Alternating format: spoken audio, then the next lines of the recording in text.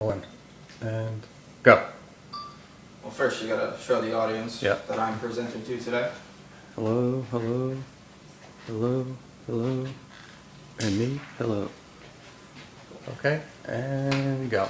Did you guys know that according to the World Health Organization, approximately 3.2 million deaths are attributable to physical inactivity each year? Today I'm going to persuade you all to take action to start exercising or exercising more frequently. I'm a student studying kinesiology. I've taken several health studies courses, as well as extensively researched health and exercise. I'm a believer, as well as an advocate for staying healthy and physically active. I believe that exercising provides the most benefits for preventing heart disease, as well as improving oneself as opposed to medicine. So today I'm going to talk about the risks of physical inactivity and the benefits of exercising. We're going to start off with physical inactivity. It is the biggest public health crisis of the 21st century. Researchers suggest that public health officials treat physical inactivity as a pandemic. Now, the word I'm going to stress there is pandemic. According to Merriam-Webster Dictionary, a pandemic is a disease that occurs over a wide geographic area and affects a high proportion of a population. You may have thought that the flu pandemic or cancer was a big problem, but the problem that's taking lives is physical inactivity. Physical inactivity is a major proponent of cardiovascular diseases. Cardiovascular diseases are the #1 causes of death, not cancer, like most people think, according to the Center of Disease Control and Prevention. Cardiovascular disease or heart disease are related to a process called atherosclerosis. Atherosclerosis is a condition in which plaque builds up in your arteries and your arteries narrow, making it harder for blood to flow through. When blood forms a clot, the process will stop the blood flow, and you can either have a heart attack or stroke. I'm certain that many of you have family members or friends that have suffered a heart attack or stroke in the past. I can relate to you because I have known family friends that have passed on from heart attacks and strokes. Next, physical inactivity decreases as we age. Since I'm a college student, we are busy with other activities besides physical activity, and most of these components in our lives are not basically centered around activity. On average, a person spends 8 to 10 hours sedentary or not doing physical activity. According to an NYU study, research indicates that during the transition to college, exercise and fitness levels decrease and are unlikely to increase as students get older. So we've talked about the negatives of physical inactivity. Let's talk about the positives or benefits of exercise.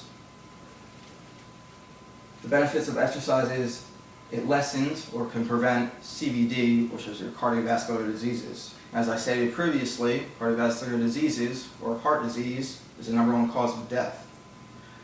Exercise can strengthen heart muscles, lower LDL, which is your bad cholesterol, or raise HDL, which is your good cholesterol.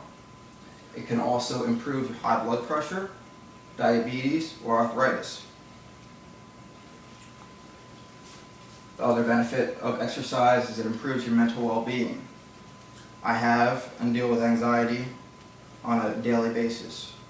Now, in my hands are 2 pills that I prescribed a couple of years ago from doctors. It's 300 milligrams of Wellbutrin. Now, I chose to put away the pills and focus more on physical activity and exercising as a way to help me cope. It's a good way to break a negative thought cycle, and also will reduce stress. According to a Harvard medical study, exercise can reduce your stress hormones, adrenaline and cortisol, while stimulating endorphins. Now, endorphins are your natural painkillers and mood elevators. Next, or last, we have the benefit of improving cognitive functions. Also, it can boost your energy levels, which will increase your productivity throughout the day. The key to good sleep is exercise. Since people have bad sleep sometimes, they attribute it to not getting enough rest and their brain is foggy. So it helps our brains function better. The National Sleep Foundation did a survey where 67% of exercisers stated they had good sleep each night, as opposed to 39% of non-exercisers. So let's review what I've covered. I've stated that physical inactivity is detrimental to your health. It is a pandemic that needs to be taken care of. Physical inactivity is a cause of cardiovascular disease, and physical inactivity decreases as we age. You should start exercising or exercising more frequently to prevent cardiovascular diseases, improve your mental well-being, and improve mental or cognitive abilities. Now I've told you all the benefits. What's your excuse? Thank you. That is my presentation. And now is a segment where you guys can ask me questions that you may have. Yes? How many minutes a day should I exercise? The daily recommended amount for exercising a day is 30 minutes. Now, you can cut that in half and do 2 15-minute segments or 3 10-minute segments and spread it out throughout the day. It doesn't have to be a chunk of 30 minutes. Okay, And so I can spread it out during the day. yes. So you can do 10 minutes in the morning, 30 minutes in the afternoon, or 10 minutes in the afternoon, 10 minutes at night. Okay. Anything else? Yes. I don't have a lot of cash, and I was wondering if you could suggest some exercises I can do at home that wouldn't cost me any money. There's a lot of things online that you can look up. YouTube especially has a bunch of exercises that people do at home. Mostly you could do stuff with things found around your house. I mean, anything body weight, you could do body weight squats, planks, lunges, push-ups. You don't have to have a gym membership in order to do exercise. You can also go to a local track or park and walk around. Cardio is a great way to exercise. Just get your heart rate up and keep it elevated. That's all you really need to do. It's not as hard as people make it out to be. Thank you. What kind of exercise would be beneficial for me at my age? At your age, I would suggest cardio. It's not as hard on your joints as weightlifting, and you can go at your own pace. You can take a brisk walk or walk on the treadmill depending on your finances. But other than that, like I said, just keep your heart rate up and try to get a little bit of sweat out. Next. What is HDL and what's LDL? HDL and LDL, that's your cholesterols. So your LDL is your low density lipoproteins, which is your bad cholesterol.